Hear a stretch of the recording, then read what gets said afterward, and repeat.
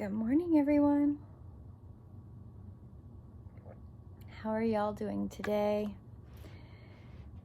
Oh, what a day. It is a bright and early morning, and Astra is very talkative. We've been up for 2 hours, haven't we, Astra? Haven't we? She makes so much noise. Okay. Today's card. Wow. It's a beautiful card. You're going to love it. Number 15, Big, Bold Vision. Isn't that beautiful? Big, bold vision. I love the scarab beetle at the throat. So many symbolic meanings there. I'm going to actually read the prayer that she wrote to go with this card first. I'll hold it up again. Big, bold vision.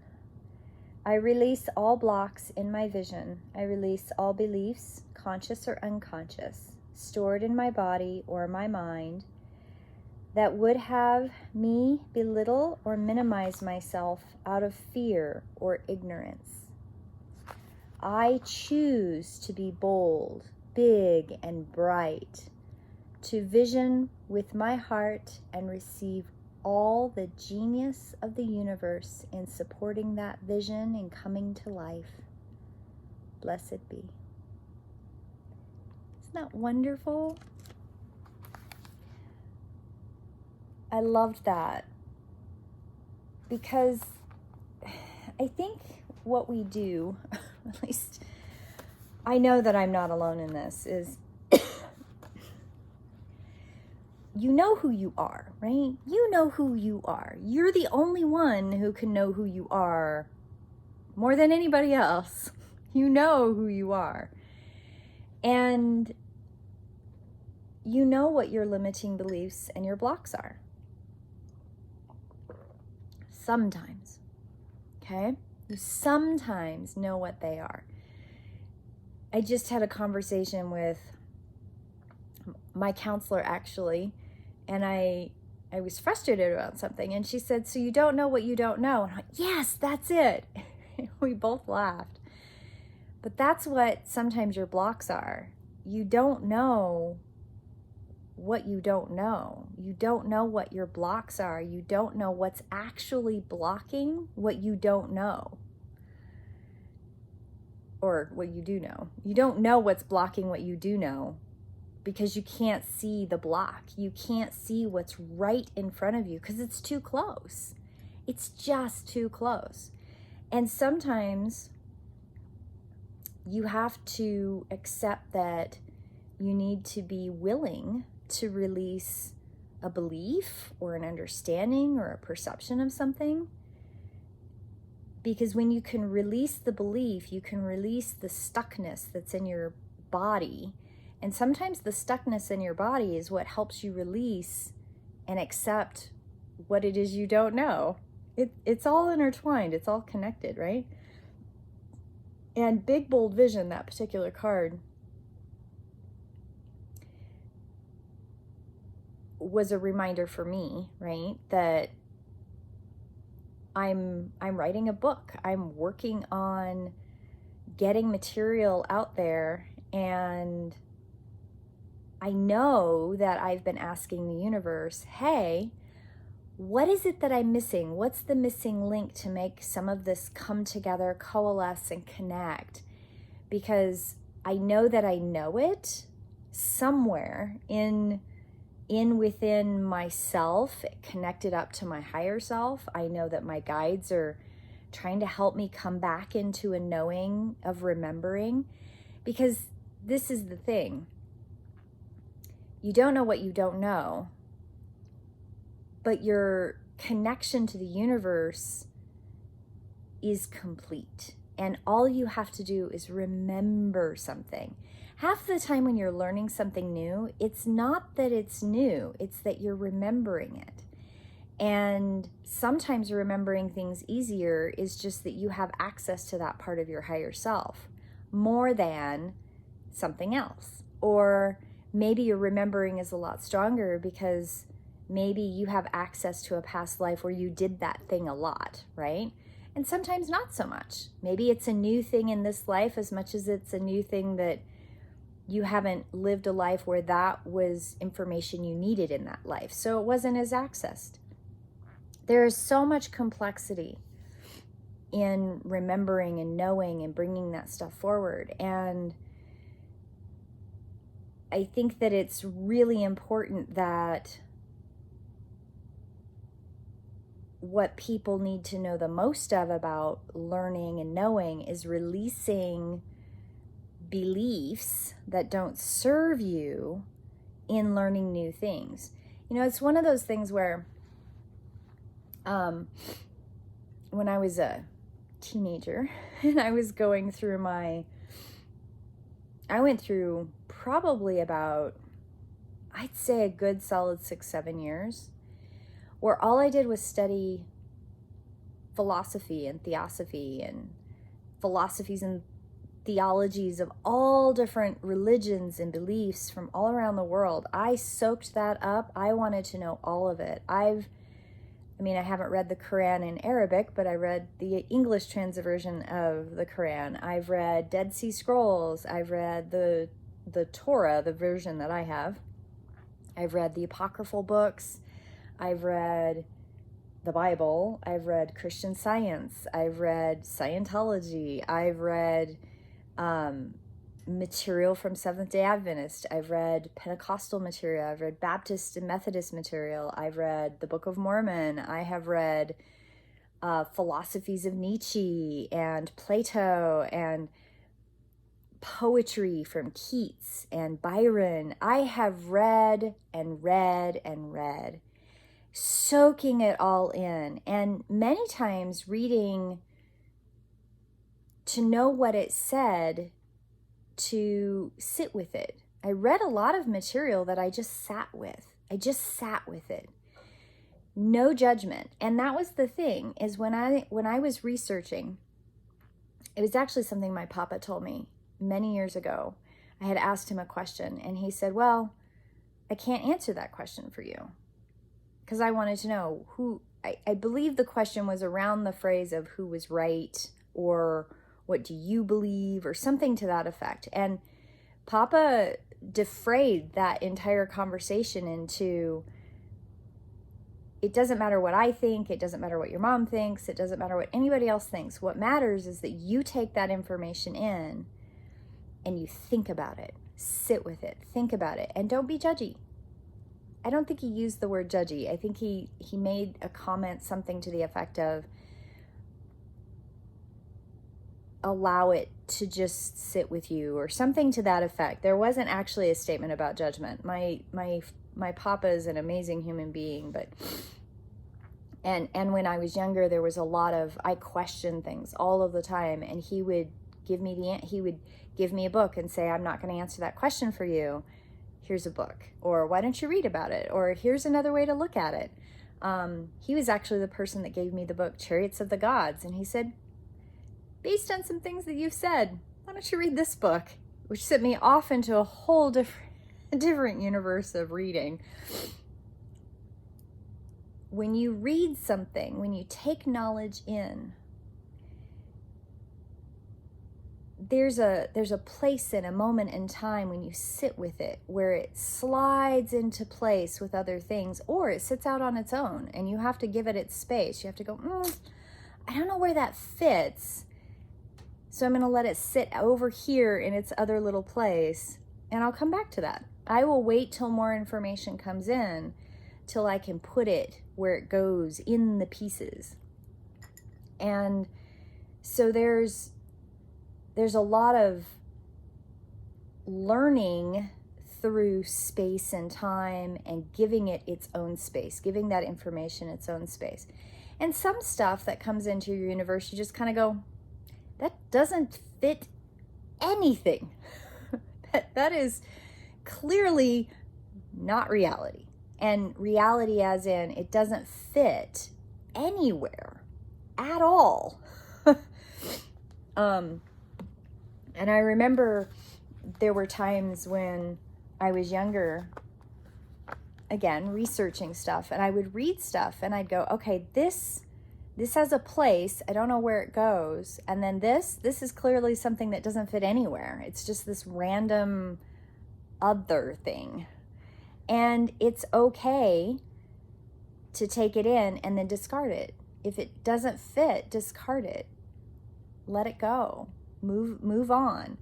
And some stuff that doesn't fit when you're 10 or 12 may not fit again when you're 20, but might fit and start to dovetail in when you're in your 30s or 40s, or even 2 or 3 months past once you have more information. So big, bold vision, I'll read a little bit here. A sign that you are cracking out of your limited thinking to allow for big, bold visions to come to you is that you might feel a little dizzy with a shrinking limitation and expanding possibilities of life. Remember that your healing and growing success, as you manifest a big vision, you can touch the hearts of others through your presence, your inner work, your art, and your choices. It's a win-win.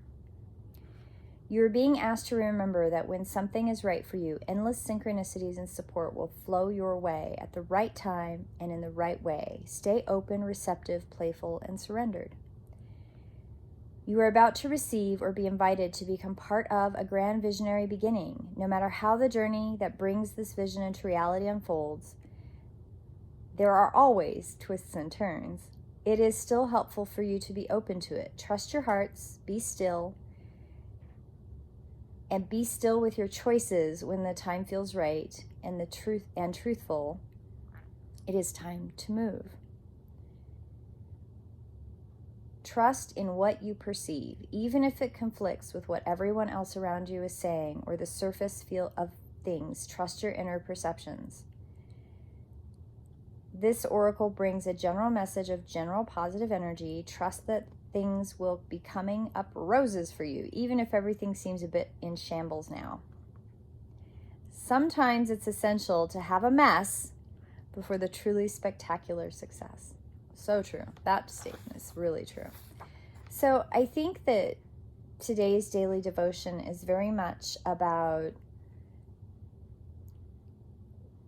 being in that space and that moment in time where you connect in and push your paradigm of belief off to the side to accept new information and see if that new information hits.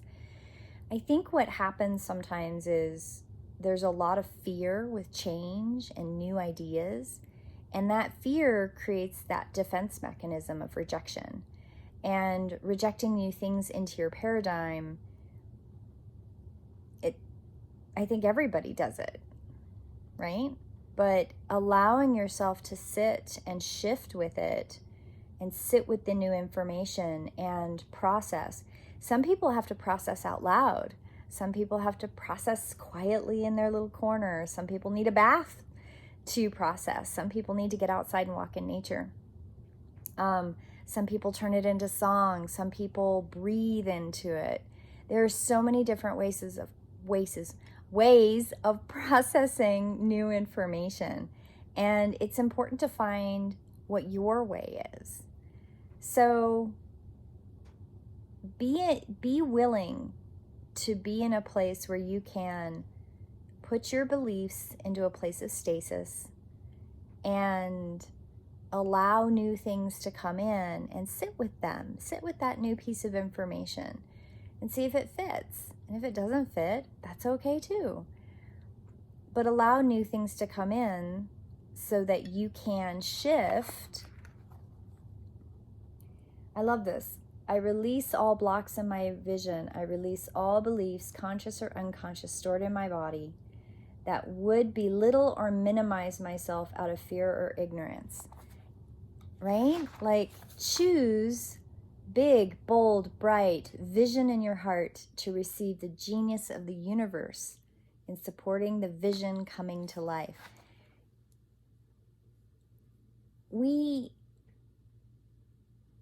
all have a part to play in moving things forward, and in moving things forward to re-envision our connection in our day-to-day lives is important. We do not have to do things the same way. And I'm only going to go back a little more than 100 years. The shifts that happened between the Victorian era and World War I, and World War I and World War II, and World War II, and now, there have been some huge societal perception changes and huge changes in technology. And there's a great movement of nostalgia that started, I don't know, probably about 10 years ago, actually, maybe a little bit further back. But that nostalgia is a sign, it's like a symptom of part of what's shifting, the needing to connect back in with Mother Earth. That shift does need to happen. But I agree, I don't want to give up my flushing toilets and my running water. But I also know that we have to start shifting how we make money, how our careers are formulated, what our work schedules look like. We have to reframe society's idea of consume things all of the time, because it's breaking our world, and it's going to affect our food supply. It affects the mass. I mean, we are at a brink of mass extinction with the world. The bees were just a little, the birds, oh my God, people, do you even notice how few birds there are compared to when 40 years ago when I was a kiddo, 40 plus years ago when I was a kiddo? Like, I noticed that there are less birds. So suspending your belief and your idea of what it is that you think your life should be based on what society thinks versus what should really be and what suits you. There's a whole shift that's got to happen, and each and individual person has to be willing to push that idea of what that looks like to the side to welcome in what it's really going to look like. And I love how she talks about in here, because this is a big thing. Let me see if I can find it again.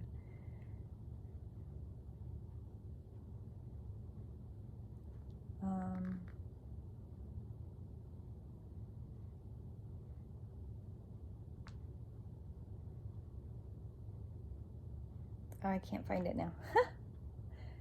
I think,